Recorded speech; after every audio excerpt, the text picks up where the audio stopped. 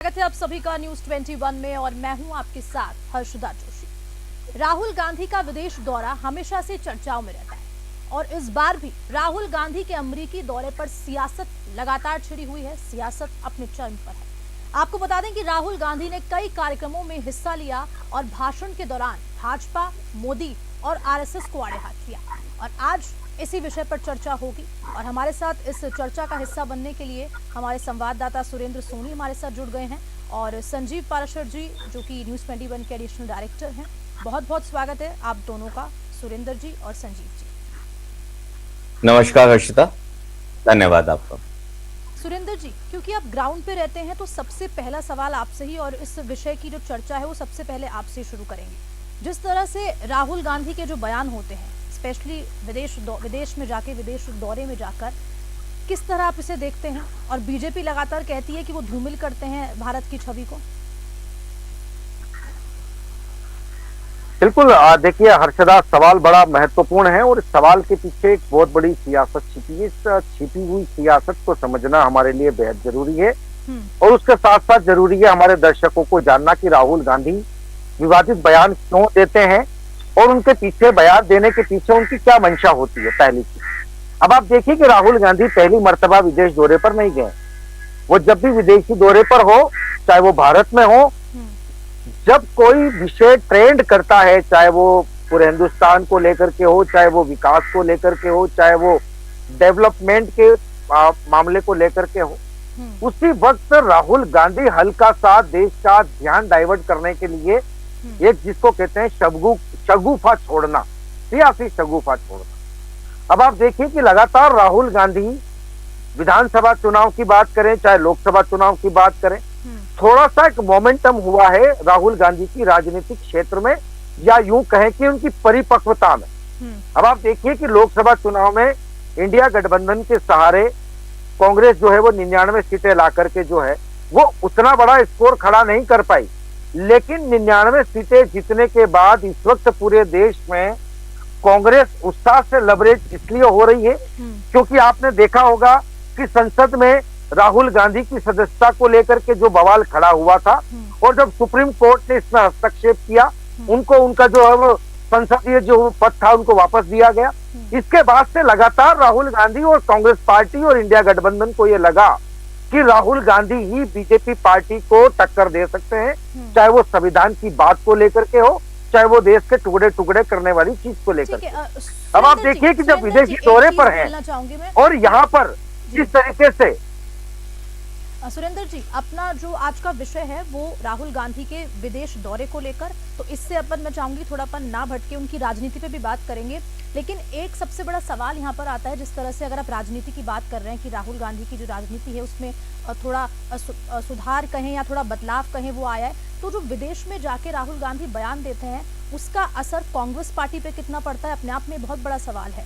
और जो बीजेपी है वो लगातार ये कहती है कि भारत की छवि वो धूमिल करते हैं विदेश जाकर इस तरह के बयान देके, चाहे वो हम आरक्षण का बयान देख लें, चाहे वो हम अलग अलग। और ये पहली बार ऐसा नहीं हुआ है, जैसा कि आपने भी कहा था।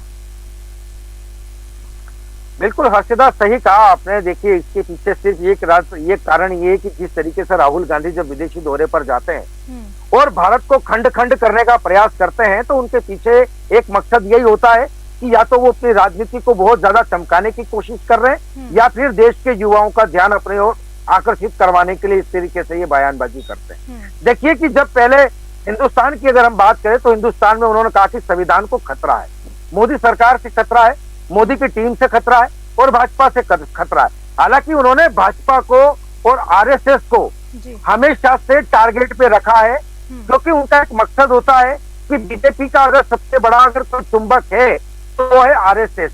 आरएसएस और बीजेपी में अगर फूट अगर डाल दी जाए तो मैं वही चीज दोहराना चाहूंगा हर्षदा, जिस तरीके से अंग्रेजों ने 200 साल देश में राज किया, फूट डालो राज करो, इसी नीति पर राहुल गांधी लगातार काम करते आ रहे हैं। लेकिन जिस तरीके से विदेशी दौरे करने के बाद वो भारत की छवि को धूमिल करते हैं, तो उसके पीछे लगातार एक सियासत यही नजर आती है, या तो वो लोग हैं जो भारत को खंडित करने की योजना बनाते हैं, चाहे वो पाकिस्तान हो, चाहे वो तालिबान हो या फिर कोई और देश हो, ऐसे लोगों के साथ वो खड़े रहते हैं जो कहीं ना कहीं अपने आप में बहुत बड़ा सवालिया निशान लगाते हुए नजर आते हैं हर्षदा। ठीक है सुरेंद्र, आपके पास वापस लौटूंगे, लेकिन संजीव जी भी हमारे साथ जुड़े हैं। संजीव जी, क्या जो ये सब बयानबाजी विदेश में जाकर राहुल गांधी करते हैं, बीजेपी कहती है कि भाई देश विरोधी बयान देते हैं वो विदेश जाकर, इस बारे में आप क्या सोचते हैं? हर्षिता, मैं सबसे पहले तो स्वागत करता हूँ आप सब लोगों का, और मेरा ये प्रिविलेज है कि आपने मुझे इस सब्जेक्ट पे बोलने के लिए बुलाया।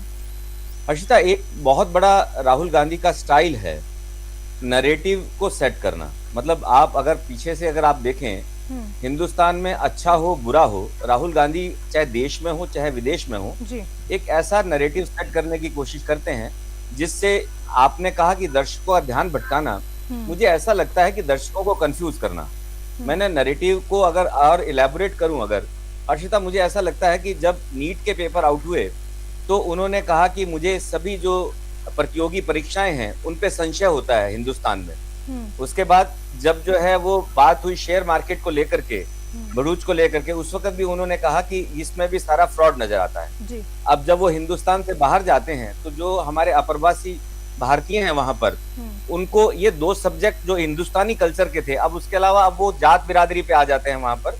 जैसे अभी उनका कल का रिसेंट बयान था कि जो है वो सिख जो है वो हिंदुस्तान में असुरक्षित हैं।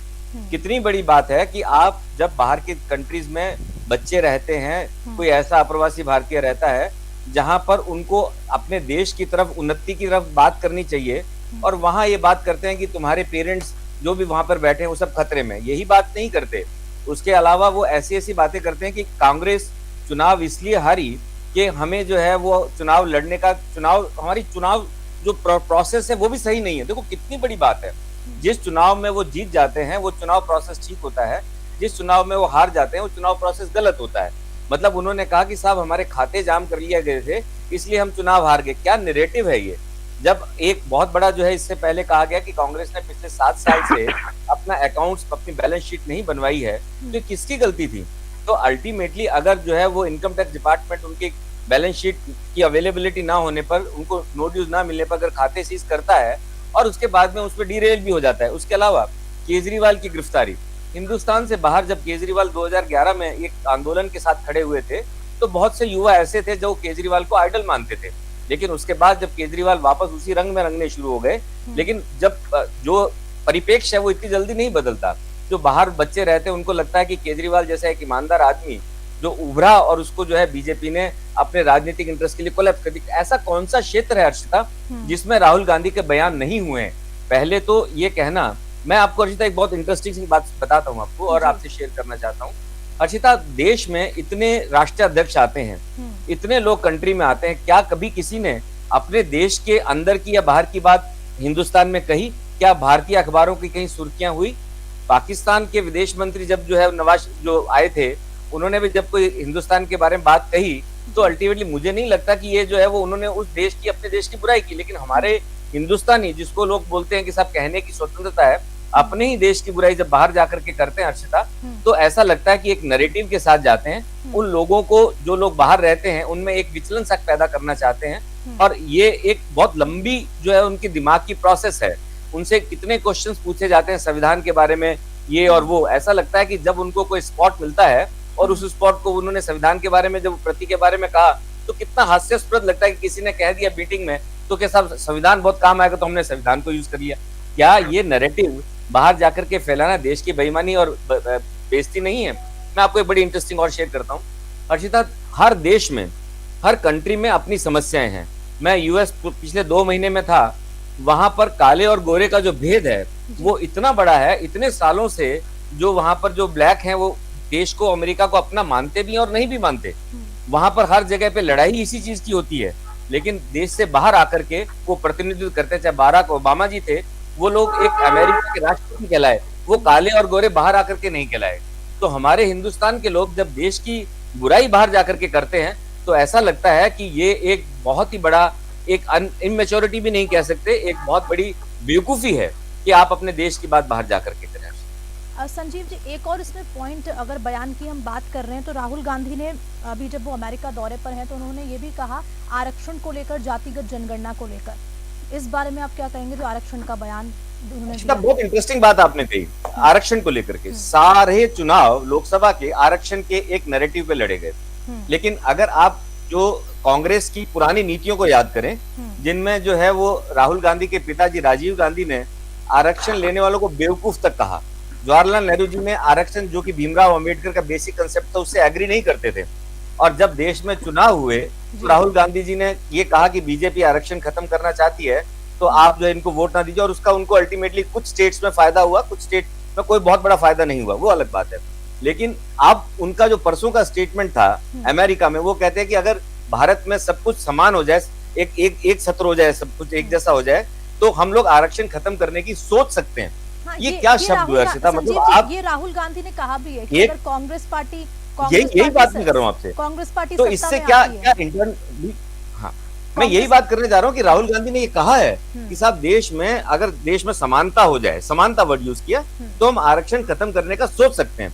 अर्षिता, बाहर कुछ और अंदर कुछ और, क्या चाहते हैं समझ नहीं आता। सुरेंद्र जी, जैसे संजीव ने जैसा कहा कि बाहर कुछ और अंदर कुछ और, इस पे क्या कहेंगे आप?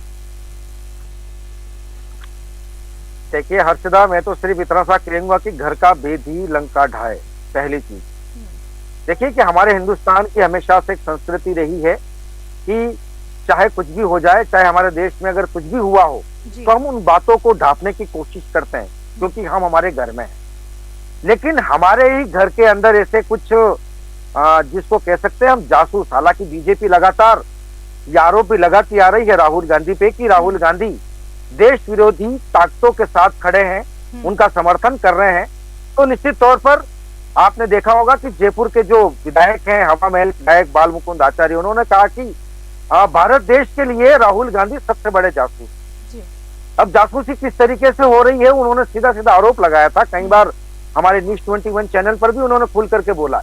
उन्होंने कहा है कि राहुल गांधी देश की अखंडता, एकता और देश की जो शक्ति है उसको खंडित करने का काम कर रहे हैं, क्योंकि ऐसी कई ताकतें हैं, देश विरोधी ताकतें हैं, जिनके साथ राहुल गांधी खड़े नजर आते हैं, उनकी हाँ में हाँ मिलाते नजर आते हैं और उनके साथ जो है वो पार्टियां शेयर करते हैं, पहली चीज। लेकिन हर्षदा, यहाँ पर सबसे बड़ा सवाल ये है कि जब आप विदेशी दौरे पर जाते हैं तो आपको वहां पर भारत के प्रगतिशील चीजों पर बात करनी चाहिए थी। उनको ये कहना चाहिए था कि हिंदुस्तान पहले से अब कहीं ज्यादा तरक्की कर चुका है, एक अच्छा डेवलप कंट्री हो चुकी है।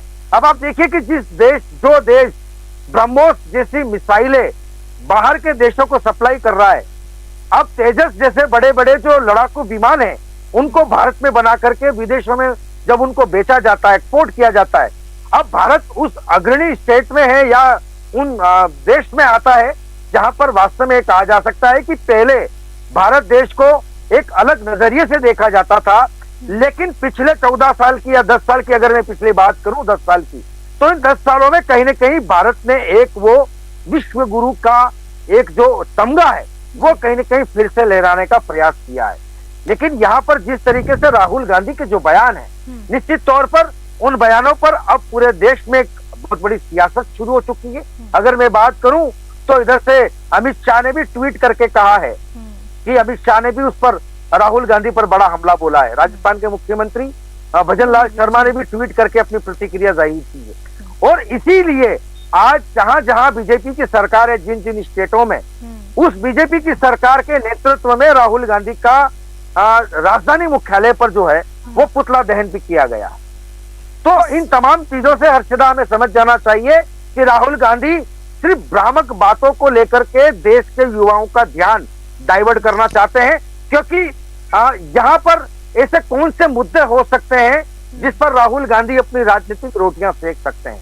तो ये छोटे छोटे मुद्दे बना करके अपनी राजनीतिक रोटियां सेकने का यहाँ पर राहुल गांधी प्रयास करते हैं। एक राहुल गांधी का बयान देखिए, मैं भी पढ़ रही थी, वहां जाके जब अमेरिका के दौरे पर वो थे, जब एक यूनिवर्सिटी में वो संबोधन कर रहे थे, वहाँ पर स्टूडेंट्स थे, तमाम जो युवा वहाँ पर मौजूद थे, चीन की तारीफ करने का बयान भी एक लगातार चर्चाओं में है कि भाई चीन की मैन्युफैक्चरिंग, वहाँ की तारीफ। आखिरकार इस बयान के क्या कुछ मायने? सुरेंद्र जी आपके पास आऊंगी। संजीव जी। हर्षिता, 2-3 चीजें मैं आप लोगों को और इसके साथ शेयर करना चाहता हूँ। मैं सुरेंद्र जी की बात से काफी हद तक सहमत हूँ, लेकिन इसमें 2-3 चीजें हैं। देश में अभी पिछले 50 साल से 2 चीजें हमें बहुत तंग कर रही हैं। पहला, पाकिस्तान जो हमारा बिल्कुल भी जो है वो देश में अनस्टेबिलिटी की तरफ कदम बढ़ाता रहता है। दूसरा, खालिस्तान आंदोलन, और तीसरा हमारे पड़ोसी जो मुल्क हैं चाइना जैसे, जिसके बारे में आप बात कर रहे हो। तो अगर आप किसी भी आदमी की इस तरह की अगर मेंटालिटी हो कि आप इन तीनों चीजों पे गलत बयानबाजी करें, तो देश को डेफिनेटली इस चीज पे सोचना चाहिए। आपने तीनों चीजों पे, जैसे एक जो है वो अमेरिकन डेमोक्रेटिक पार्टी की संसद हैं जो कि इलाम उमर के नाम से हैं, और वो अफ्रीकन महिला हैं जो कि अमेरिका की नागरिक हैं। उन्होंने जो है वो पीओके का दौरा किया पाकिस्तान के साथ में, पाकिस्तान की स्पॉन्सर्ड होकर के, जो कि बहुत बड़ा जो है वो एक सपोर्टिव है खालिस्तान आंदोलन की और कश्मीर आंदोलन की। वो ये चाहती हैं कि भारत में ये दोनों चीजें जो है वो चलती रहें, और जो डेमोक्रेटिक पार्टी का रुख है उसमें वो बहुत बड़ा रोल प्ले करती है। हम राहुल गांधी जी किसी यूनिवर्सिटी में अगर लेक्चर देते हैं, बहुत अच्छा लगता है कि आप यूनिवर्सिटी में, वैसे उनके पास में कोई बहुत बड़ी डिग्री नहीं है कि हिंदुस्तान का कोई बहुत बड़ा पीएचडी होल्डर या किसी स्कॉलर किसी कॉलेज का उसको बुलाया जाए।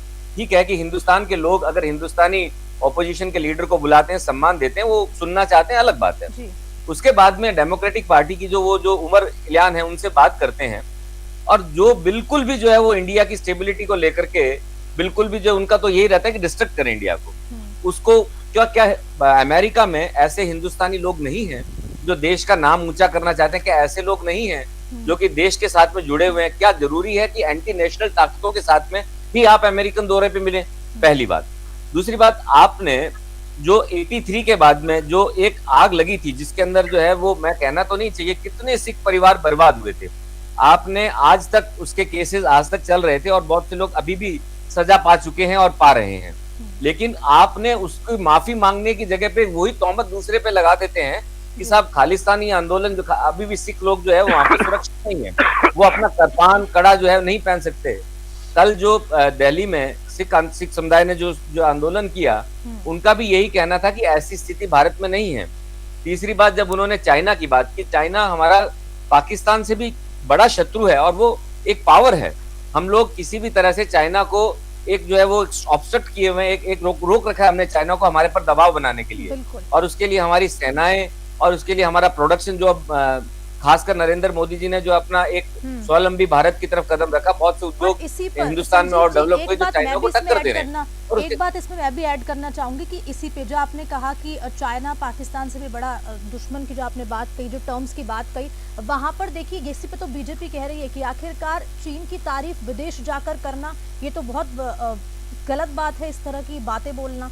तो मैंने आपको तीनों ही मुद्दे बताए ना हर्षिता। एक तो आपके 50 सालों की जो हिंदुस्तान की जो पॉलिटिक्स की वजह से जो डिस्टरबेंस है, आप अपने पड़ोसी देश चाइना के साथ में, पाकिस्तान के साथ में, हम लोग जब भी बढ़ने लगते हैं ये दोनों देश हमें घेर लेते हैं। जब हम इंटरनल करने लगते हैं तो कभी हमारा 83 के दंगे याद आ जाते हैं, कभी जो है हमारे साथ में जो अभी कश्मीर का मुद्दा, आप जाकर के 10 साल बाद चुनाव हो रहे हैं। आप क्या जरूरी है इन तीनों मुद्दों को छेड़ें, लेकिन आदत है। क्योंकि एक चीज मैं और शेयर करता हूँ, सैम पित्रोदा जो कि जो है वो कांग्रेस के इंटरनेशनल जो है वो कोऑर्डिनेटर हैं, he must be 85 year old and more than that also, I don't know इससे ज्यादा ही होंगे कम नहीं होंगे। पिछले 65 से वो बाहर हैं। उनको इंडियन पॉलिटिक्स कैसे बदली, जैसे मेरे अभी साथी कह रहे थे कि हमने ब्रह्मोस मिसाइल तैयार की, ये सब चीजें हम लोग जो इंडिया का डेवलपमेंट हो रहा है हर साल हम लोग ऐड कर रहे हैं, हर साल हमारी प्रगति हो रही है। अगर आप एक साल पीछे देखें तो जो ट्रेन के अंदर सेगमेंट में जिस हिसाब से हमारी जो दुरंतो ट्रेन के बाद में अब तो फास्ट ट्रेन आ रही हैं, हर साल इसमें ऐड हो रहा है। कितनी प्रगति हो गई। पेटीएम, हम लोग जो यूपीआई कर रहे हैं, वर्ल्ड में नंबर 1 हो रहे हैं, कहाँ नहीं है हम लोग। आप उस कंडीशन में जब आप दूसरे देशों से कंपेयर करते हैं तो क्या हमारी प्रगति नहीं बता सकते, जैसे मेरे साथी ने भी अभी कहा। लेकिन आपको सिर्फ जो बाहर के लोग 50-50 साल से 60-60 साल से बाहर बैठे हैं, उनके बच्चे इंडिया को एसोसिएट करना चाहते हैं, उनको आप ऐसा नैरेटिव फिट करके रखो कि इंडिया अभी भी तुम्हारे लिए उद्योग के लिए फायदेमंद नहीं है, वहां पर अभी भी तुम लोग स्टेबल नहीं हो पाओगे, तो इंडिया जाके क्या करोगे।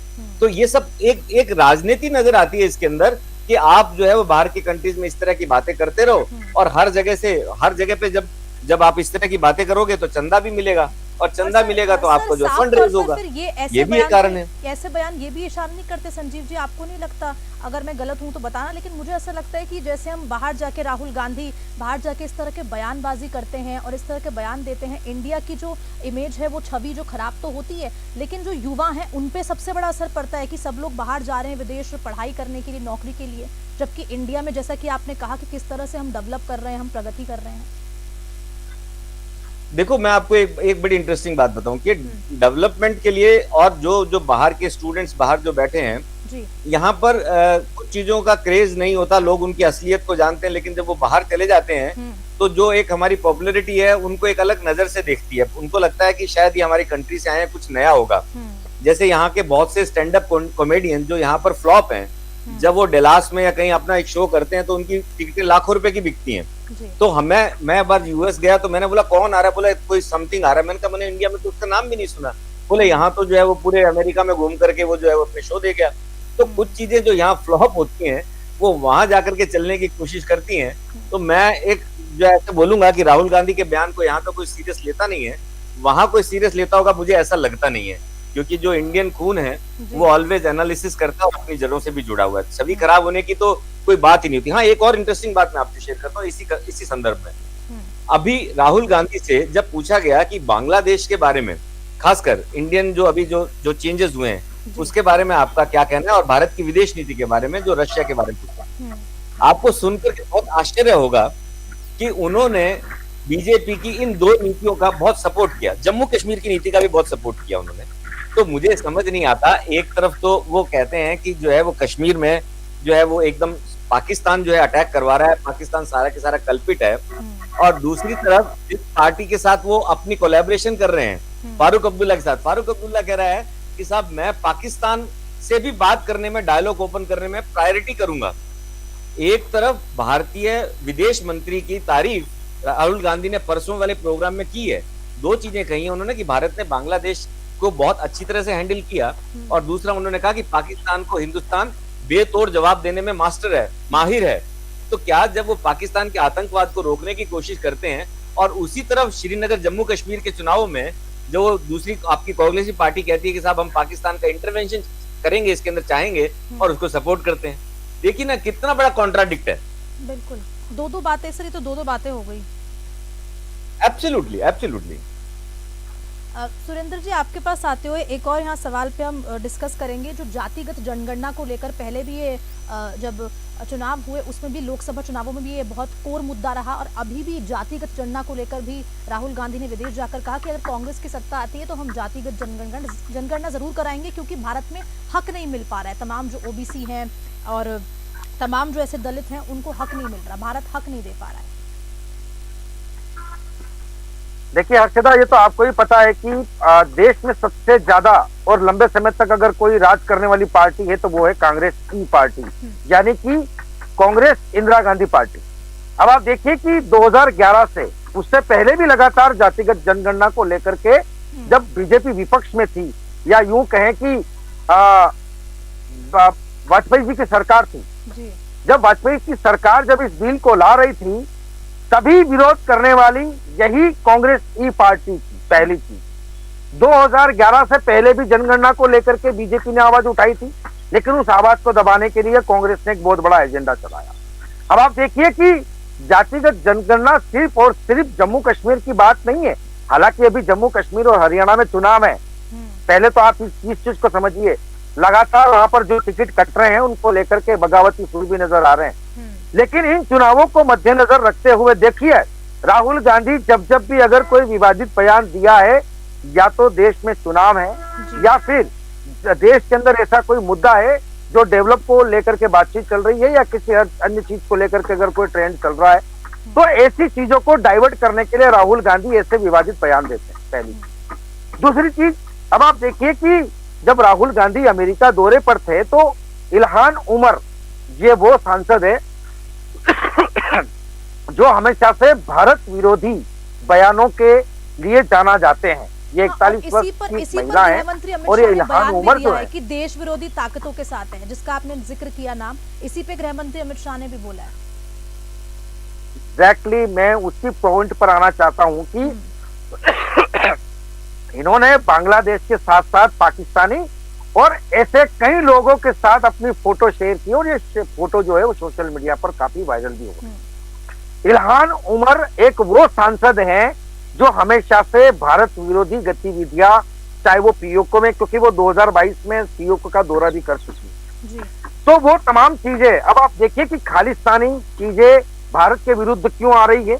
लगातार कश्मीर में लोग भारत की सेना पर क्यों पत्थर उठाए जा रहे हैं, ये तमाम चीजें कहीं ना कहीं कांग्रेस पार्टी से एक बहुत बड़ा कनेक्शन रखती है, पहली चीज। दूसरी चीज अब आप देखिए कि इल्हान उमर की अगर मैं यहाँ पर चर्चा कर रहा हूं तो उसके पीछे एक बहुत बड़ी बात जी। अमित शाह ने कहा था कि भारत विरोधी ताकतों के साथ राहुल गांधी खड़े, चाहे वो चाइना के साथ खड़े हो, चाहे इल्हान उमर जैसे हो, या फिर और भी कहीं ऐसे भारत विरोधी जो नेता हैं जो बयानबाजी करते रहते हैं, ऐसे लोगों के साथ में राहुल गांधी के कनेक्शन आपको मिल जाए। लेकिन यहाँ पर सबसे बड़ा सवाल ये है कि आपने कहा था कि 2011 से पहले जब कांग्रेस पार्टी को जब जातिगत जनगणना करवानी चाहिए थी तो उसी वक्त करवानी थी, क्योंकि सबसे ज्यादा लंबे वक्त तो उनकी सरकार ने राज किया था। मनमोहन सिंह सरकार 10 साल तक रही। उस वक्त जब बीजेपी बिल लेकर के आई थी तब तो इस बिल का विरोध करने वाली पार्टी यही थी, और आज राहुल गांधी ये कह रहे हैं कि हम जातिगत जनगणना करवाने को लेकर के हमारी कांग्रेस पार्टी इतनी वो बेताब हो रही है। अब आप देखिए कि कुल मिलाकर के इन तमाम तस्वीरों के पीछे हर्षिता मैं सिर्फ यही कहना चाहूंगा कि गुड़ खाने वाला गुड़ नहीं खाने की सलाह दे रहा है, पहली चीज। अब यही राहुल गांधी की सरकार थी, यही पार्टी थी जो 2011 से पहले लगातार बीजेपी जनगणना को लेकर के बिल पारित करने को लेकर के संसद में वो अपनी आवाज उठाती। अब राहुल गांधी किस मुंह से ये कह रहे हैं कि हम जनगणना करवाएंगे, पहला सवाल। बिल्कुल। संजीव जी, आपके पास आते हुए क्या लगता है, क्योंकि देखिए इस चर्चा का ये जो विषय है, वक्त कम है, लेकिन ये बहुत समझना बहुत ज़रूरी होता है कि कांग्रेस पार्टी, बीजेपी ने जो कहा सो कहा, लेकिन कांग्रेस पार्टी ये कह रही है कि भाई राहुल गांधी जो भारत में बयान देते हैं, जो संसद में बोलते हैं, वही जाके विदेश में बोलते हैं, लेकिन बीजेपी विदेश दौरे को लेकर इतना बड़ा इसे मुद्दा क्यों बना लेती है? कांग्रेस पार्टी का ये कहना है। मैडम, आपकी बात जो है वो जो बीजेपी और कांग्रेस की वाकयुद्ध है वो एक अलग बात है कि आप संसद में भी आज की डेट में किसी भी संसद पे कुछ भी संसद में बोले केस नहीं हो सकता। इसी तरह से ये जो है अब ऑपोजिशन के लीडर हैं, इनकी बात को भी, लेकिन अगर कोई दूसरा आदमी इस तरह से बात करता, क्योंकि अभी रिसेंटली जो आपने उमर की बात करी उसके साथ साथ मैं पन्नू की भी बात करूंगा। मैं पन्नू ने एक वर्ड यूज किया कि साहब जो है वो राहुल गांधी वही तो भाषा बोल रहे हैं जो भाषा मैं बोलता हूँ कि हिंदुस्तान में जो है खालिस्तान एक अलग सी जगह होनी चाहिए। अब ये बात बताइए मैडम कि आप चाहे हिंदुस्तान में आप खालिस्तान का नाम नहीं ले सकते, आपने विदेश जाकर के खालिस्तान का नाम दे दिया, या आपने जो है कहा कि जो सिख समुदाय जो है वो संकट में है, तो जो पन्नू जो देश का विरोधी है उसको सपोर्ट मिला। तो आपको एटलीस्ट इस तरह की बातों को कंट्रोल रखना चाहिए, आपको इस तरह की बातों को इस तरह से नहीं उठाना चाहिए कि जो हिंदुस्तान के भी विरोधी हैं वो उसको हाथों हाथ लपक लें और एक ऐसा इस तरह का जो माहौल बना दें कि आपको बाद में संभलना मुश्किल हो जाए, पहली बात। दूसरी बात, आपने कहा कि आप देश में कुछ और कहते हैं, बाहर कुछ और कहते हैं। देश में तो आपने ये भी कहा कि सारी जो है वो परीक्षाएं घालमेल हैं। देश में तो आपने भी कहा कि आपका जो ये शेयर मार्केट है उसमें सारा की सारा फ्रॉड है, जबकि आपके खुद के पैसे भी उसमें लगे हुए थे। कितनी चीजों पे आप देश में भी उसी तरह से बोलते हैं, बाहर भी उसी तरह से बोलते हैं, और वो बाद में सत्यात्मक प्रत्यात्मक होती नहीं है। तो आपको बयानबाजी बाहर के लोग जो एक बार सुनते हैं उनको विश्वास होता है, घर वाले लोग तो उसको ये सोच करके छोड़ देते हैं कि चलो कोई बात नहीं, इलेक्शन के लिए बोल रहा होगा, जैसा इन्होंने कहा कि जब जब इलेक्शन होते हैं तो डाइवर्जन के लिए बोलते हैं। लेकिन बाहर जाकर के इस तरह से बोलना, क्योंकि आप बाहर जाते हो साल में एक बार या आपको बुलाने पर साल में 2 बार, जो आप छवि छोड़ आते हो वही आपकी जो है दिमाग में लोगों के रह जाती है। तो इस तरह से इनको इस चीज को दूर रखना चाहिए और देश का नाम कभी भी धूमिल नहीं करना चाहिए। ऐसा मतलब आम नागरिक का, हिंदुस्तानी नागरिक का सोचना है, जैसा मैं सोच रहा हूँ। संजीव जी, क्योंकि देखिए नेता प्रतिपक्ष राहुल गांधी, क्या लगता है इस तरह की बयानबाजी करना, ऐसे विदेश जाके इस तरह की बातें बोलना कितना सही में उनको राजनीति में फायदा देगा? क्योंकि एक अगर वो राजनीति के हिसाब से अगर ये सब बोल रहे हैं, जो आप नैरेटिव सेट करने की बात कर रहे थे कि भाई विदेश जाके वो नैरेटिव सेट करते हैं और युवाओं पे किस तरह का असर पड़ता है, क्या लगता है उनकी राजनीति को लेकर कि इस तरह से? और कांग्रेस पार्टी, जो कांग्रेस पार्टी के कुछ नेता हैं वो भी राहुल गांधी को लेकर ये बोलते हैं कि भाई इस तरह की बयानबाजी से कांग्रेस पार्टी को कितना नुकसान पहुंचता है। मैडम, एक्चुअली क्या है कि कांग्रेस में धीरे धीरे करते हुए जो अच्छे स्पष्ट रूप से बोलने वाले लोग थे वो धीरे धीरे सब अलग हो गए। कोई किसी ने अपनी पार्टी बना ली। गुलाम नबी आजाद जी जो कि श्रीनगर से बेस्ट जो है वो एक कैंडिडेट हुआ करते थे कांग्रेस के, वो अलग हो गए। उसके अलावा आप कपिल सिब्बल आज समाजवादी पार्टी के साथ हैं। कितने लोग ऐसे हैं जिन्होंने ये सोचा कि अल्टीमेटली हमारा यहाँ पर स्पष्ट रूप से बोलना, यहाँ ज्योतिरादित्य सिंधिया, आप किस किस को उठा करके देखेंगे जो कि इस एनवायरमेंट में अपने आप को सेट नहीं कर पा रहे थे, क्योंकि इस आदमी को, जब कांग्रेस का लीडरशिप है तो वो आप देखिए कि जो साथ वाली टीम है वो ऐसा नैरेटिव देती है कि लोगों को कई बार हंसी भी आती है और कई बार लोग उसको जो है इग्नोर भी करने की कोशिश करते हैं। तो मतलब लगता नहीं है कि एक मैच्योर पॉलिटिशियंस की तरह से ये गेम प्ले करते हैं। और जहां तक आप इलेक्शंस पे इसको फायदा मिलने की बात करते हैं, मैडम नैरेटिव तो एक ऐसी चीज होती है, कहीं चलता है कहीं नहीं चलता।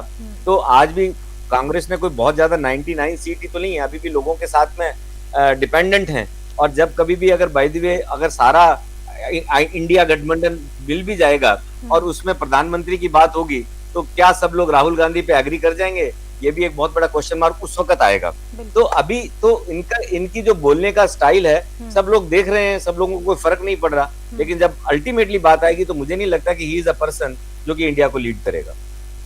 ठीक है संजीव जी, सुरेंद्र जी, बहुत बहुत शुक्रिया हमारे साथ इस चर्चा का हिस्सा बनने के लिए और तमाम अपने विचार साझा करने के लिए। लेकिन सबसे बड़ा सवाल तो आखिरकार यही बनता है कि भाई जब राहुल गांधी विदेश जाते हैं तो इस तरह की बातें क्यों बोलते हैं और क्या इन बातों का उनको अब फायदा मिलेगा या नहीं, क्योंकि विदेश दौरे लगातार राहुल गांधी के अब सियासत के चरम पे हैं और साथ साथ बयानबाजी भी हो रही है। तो बीजेपी है वो कह रही है कि भारत की छवि राहुल गांधी धूमिल करते हैं। बहुत बहुत शुक्रिया आप दोनों का इस चर्चा का हिस्सा बनने के लिए।